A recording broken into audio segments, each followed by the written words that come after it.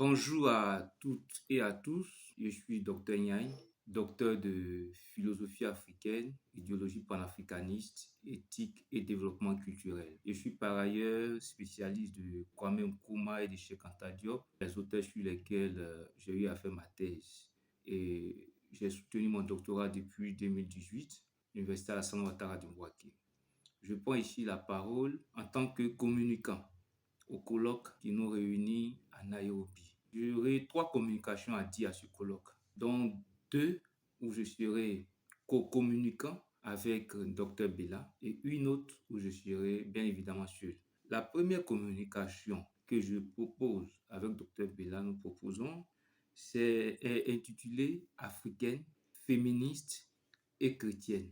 2 points, entre engagement et engagement. Dans cette communication, il est question pour nous, en tant qu'Africains, soucieux de l'avenir et du développement de notre continent, de voir la pertinence du phénomène ou du concept de féminisme dans l'espace africain. Est-ce que le féminisme est une négation des valeurs africaines? Est-ce que le féminisme est une contradiction du message biblique? Est-ce que le féminisme peut nous permettre d'être efficaces en tant qu'Africains? C'est à toutes ces questions que nous voulons répondre ici dans cette communication. Dr Bella certainement reviendra là-dessus. Le deuxième élément, la deuxième communication qui est intitulée L'Église et les scandales des abus sexuels.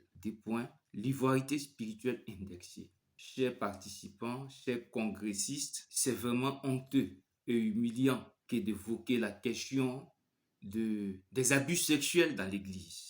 Surtout quand on sait que l'Église est une institution morale. Et ce qui fait plus honte et ce qui est plus douloureux, c'est lorsque des hommes d'Église, je vais parler des pasteurs, des prêtres, des diacres, des responsables, sont au cœur de ces scandales.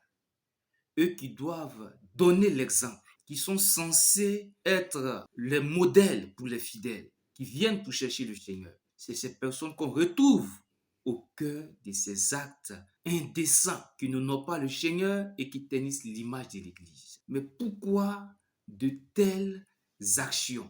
Pourquoi de tels agissements dans le corps du Christ, là où les hommes d'Église sont censés incarner les fruits de l'Esprit? Pourquoi dans une telle institution, on peut parler encore d'abus sexuels? C'est à toutes ces questions que nous voulons répondre dans cette communication et voir quels sont les éléments de perspectives que nous pouvons proposer pour que l'Église puisse incarner son image de lumière du monde.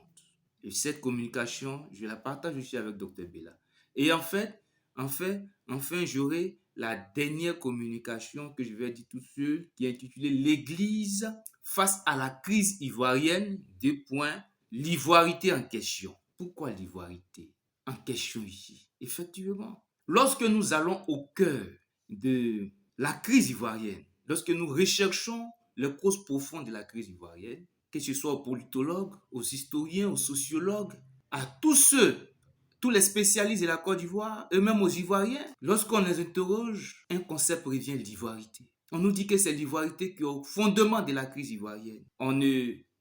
Du coup, on prive les uns et les autres de leurs responsabilités dans la crise et on indexe un concept. Mais nous voulons voir ici, est-ce que le procès qui est fait à l'ivoirité tient? Est-ce que c'est véritablement l'ivoirité qui est au cœur de la crise que la Côte d'Ivoire a connue? Parce qu'il faut dire que la Côte d'Ivoire, depuis 1999, a connu un coup d'État militaire en 1999, le 24 décembre 1999. En 2002, la Côte d'Ivoire a été frappée par une rébellion armée qui a fait près d'une décennie et qui s'est soldée en 2011 par une crise post-électorale qui a fait au moins 3000 morts. Au moins 3000 morts. Nous ne parlons pas des dégâts matériels et toutes les répercussions sociales de cette crise. Mais on ne peut pas ne pas interroger les fondements de cette crise parce que nous voulons le bien-être de la société ivoirienne. Cependant, on nous parle